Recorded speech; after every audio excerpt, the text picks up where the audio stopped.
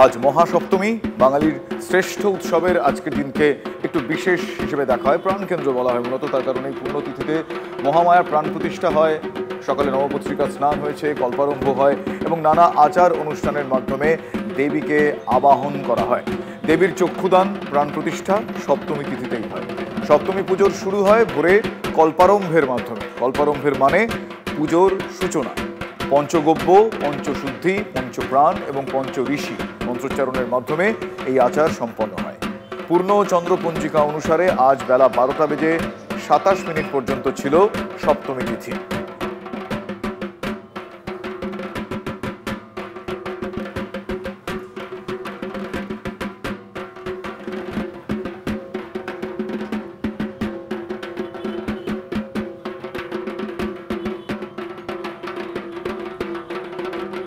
আমরা বেশ কিছু পুজো আপনাদের দেখাচ্ছি। এবার জেলার একটি বিশেষ পুজো দেখাবো, যার ব্যতিক্রম রয়েছে। কুলটির মিঠানি চৌরঙ্গি মোড়ে চট্টোপাধ্যায় এবং তাদের দৌহিত্রদের দুর্গাপুজো হয় মহা ধুমধামে। এখানে কিন্তু মূর্তি পুজো হয় না। প্রায় 284 বছরের পুরনো এই দুর্গাপুজো এভাবেই হয়ে আসছে। গ্রামবাসীদের মতে এই পুজো প্রগতিরও কথা বলে। পরিবার সূত্রে জানা যাচ্ছে যে 1008 বঙ্গাব্দে পুরুলিয়ার কাশীপুরের রাজা প্রথম গাঢ় নারায়ণের নেতৃত্বে, তার রাজত্বে 15টি মৌজার মনসবদারি করতে কাটোয়ার শিবলুন গ্রাম থেকে আনা হয় এই পরিবারের প্রথম পুরুষ নীলাম্বর চট্টোপাধ্যায়। তৎকালীন নীলাম্বর চট্টোপাধ্যায় যেহেতু কৃষক কুলের মনসবদার ছিলেন, তাই তিনি দুর্গাপুজোর মধ্যে দিয়ে নবপত্রিকার পুজো শুরু করেছিলেন এবং তাই এখনো চলে আসছে। ফলে এখানে কোনো মূর্তি পুজো হয় না, নবপত্রিকাকেই দুর্গা রূপে পূজা করা হয়। 1008 বঙ্গাব্দে এখানে যিনি প্রথম পুরুষ ছিলেন, তিনি কৃষক সমাজের মনসবদার হয়ে 15টি মৌজা কাশীপুর রাজার কাছ থেকে এনেছিলেন এবং তারপরে থেকেই এখানে পুজো হয়ে আসছে। অর্থাৎ আমরা যদি বলি এখানে 9 পুরুষ পর্যন্ত আমরা এখানে দেখতে পাচ্ছি, কিন্তু 7 পুরুষ থেকে পুজো শুরু হয়। অর্থাৎ 4 7 8 280 বছরের পুরনো পুজো। এখানে মা দুর্গা থাকেন না। মা দুর্গাকে এখানে নবদুর্গা, নবপত্রিকাবাসিনী যে রয়েছে, মা দুর্গার যে 9টি উদ্ভিদ, সেই 9টি উদ্ভিদ নিয়ে মাকে এখানে পুজো করা হয়েছিল।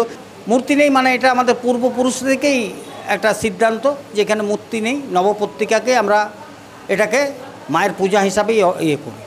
এই মা 200-250 বছরের পুরনো পুজো। এখানে কুমারী মেয়েরাই দোলা নিয়ে আসে। তো এখন কুমারী মেয়েদিকে তো খুব একটা পাওয়া যায় না, যার জন্য বিবাহিত মেয়ে বা বৌমা বাড়ির মেয়েরা দোলা নিয়ে আসে।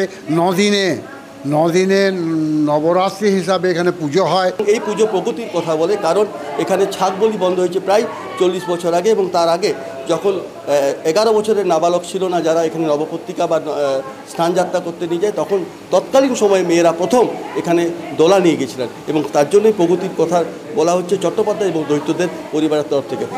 কাটোয়ার মল্লিক বাড়ির দুর্গাপুজো আভিজাত্য আর বাঙালিয়ানায় ভরপুর এই পুজো। পুজোর দিনগুলোতে যেন এই মল্লিক বাড়ি প্রাণ ফিরে পায়। বিশাল বাড়ি সেজে উঠেছে আলোয়। 120 বছর আগে এই পুজো শুরু হয়েছিল। মল্লিক পরিবারের পূর্বপুরুষ রাধিকা প্রসাদ মল্লিক এই পুজো শুরু করেন। মূলত ব্যবসায় শ্রীবৃদ্ধি এবং উন্নতি হওয়ার পরে এই পুজো তিনি শুরু করেছিলেন। এই পুজোয় দেবী দুর্গা একচালায় পূজিতা হন।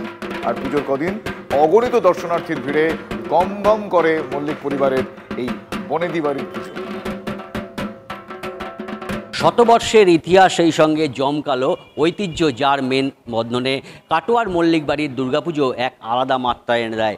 বহু বছর পার করেও এই পুজো আজও পর্যন্ত আভিজাত্যে এতটুকুও ছেদ পড়েনি। পুজো এলেই এই পুজো প্রাঙ্গণ, এই পুজো বাড়ি নতুন করে সাজিয়ে তোলা হয়, নতুন করে সেজে ওঠে, যার পরতে পরতে লেগে থাকে রাজকীয়তা, আভিজাত্য, যার আকর্ষণই দূর দূরান্ত থেকে দর্শনার্থীরা তারা এখানে এই প্রতিমা দেখতে ছুটে আসেন।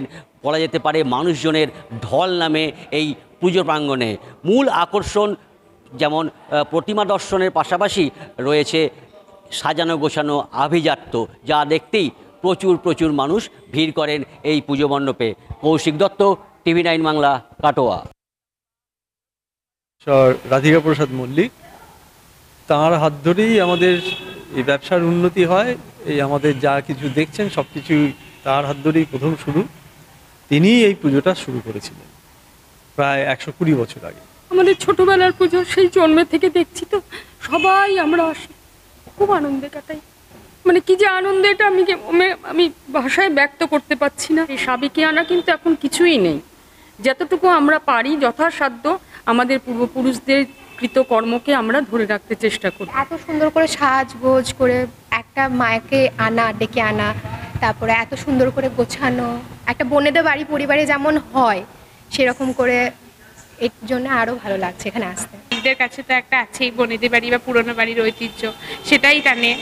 আর এইরকম পুরনো আদলের বাড়ি কেনা ভালোবাসে, ওর জন্যই আমরা এখানে আসি। অন্যদিকে বড় দেবীর পুজো দেখতে কোচবিহারের দেবী বাড়িতে প্রবল ভিড়। কোচ রাজাদের আরাধ্যা দেবী এই বড় দেবী 500 বছরেরও বেশি সময় ধরে আজও একই পরম্পরা এবং রাজ ঐতিহ্য মেনে পূজিত হয়ে আসছেন কোচবিহারের বড় দেবী। কথিত আছে কোচ রাজবংশের মহারাজা বিশ্বসিংহ এই পুজো শুরু করেন। তবে মহারাজা বিশ্বসিংহের পুত্র নরনারায়ণ তাঁর স্বপ্নাদেশে রক্তবর্ণা বড় দেবীকে দেখতে পান, আর সেই স্বপ্নে পাওয়া দেবী আজকের এই বড় দেবী। আজ রাজা নেই, তবে বড় দেবীর পুজোয় সেই একই রীতি পরম্পরা মেনেই পুজো চলে আসছে, একই উপচার, একই নৈবেদ্য। কোচবিহার এবং আশপাশের মানুষ বড় দেবীকে পুজো দিয়ে দুর্গাপুজোয় মেতে ওঠেন। দেবী দুর্গার সঙ্গে বড় দেবীর পূজা এবং রীতিতে বেশ কিছু তফাৎ রয়েছে, মূর্তিতেও অনেকটাই তফাৎ রয়েছে। দেবী দুর্গার সঙ্গে যেমন দেখা যায় লক্ষ্মী, সরস্বতী, কার্তিক, গণেশকে, এখানে বড় দেবীর সঙ্গে আসে জয়া এবং বিজয়া। দেবী এখানে সিংহের সঙ্গে বাঘের ওপরে আসেন।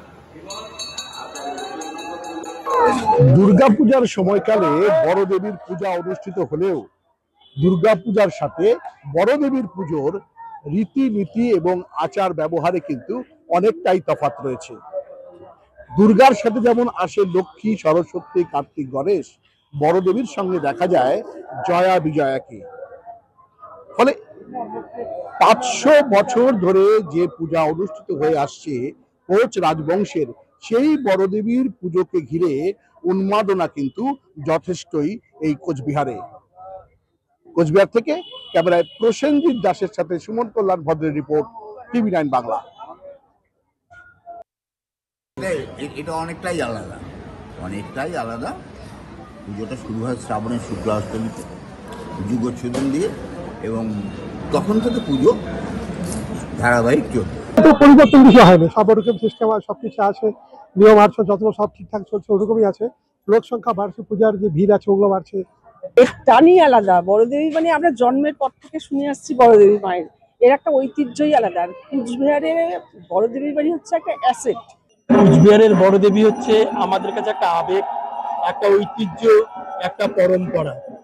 আমরা কুচবিহারের মানুষ বড়দেবীর কাছে প্রার্থনা করি কুচবিহারের মানুষগুলো সুখে থাকে, শান্তিতে থাকে, এবং কুচবিহারের একটা ট্রেডিশন যে কুচবিহারের মানুষ বড়দেবীকে দর্শন করে আবার অন্য দেবী দর্শন করে।